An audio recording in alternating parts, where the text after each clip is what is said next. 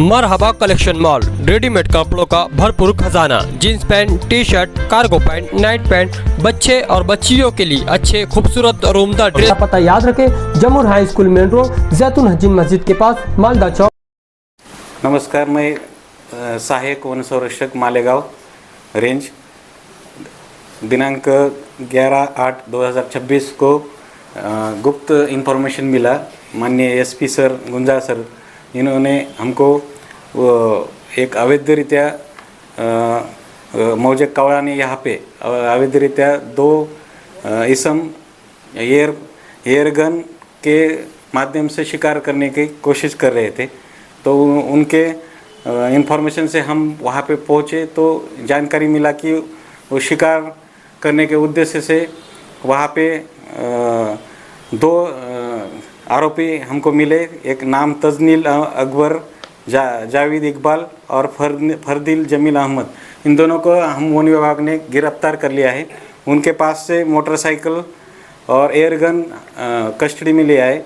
अभी उनको हमने भारतीय वन अधिनियम 1972 के तहत उनको कोर्ट के सामने हाजिर कर रहे हैं और इसमें जानकारी के लिए हम फॉरेस्ट कस्टडी ले रहे हैं और जहाँ पे शिकार हुआ है वो उसके बारे में इंक्वायरी चालू है।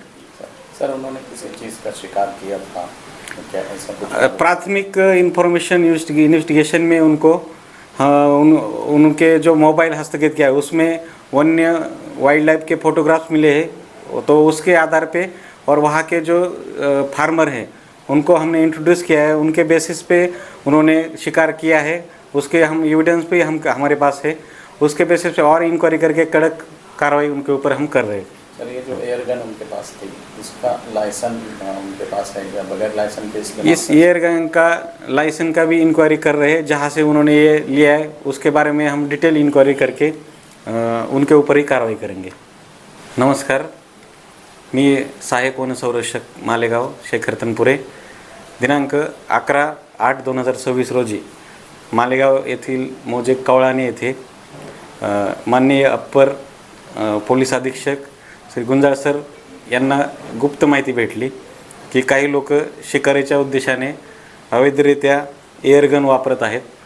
याबाबतीत वन विभागास त्यांनी कळवले असता वन विभाग व पोलीस प्रशासनाच्या मदतीने आम्ही सदर ठिकाणी जाऊन आपण आरोपींना ताब्यात घेतलं। सदर आरोपींकडं एअरगन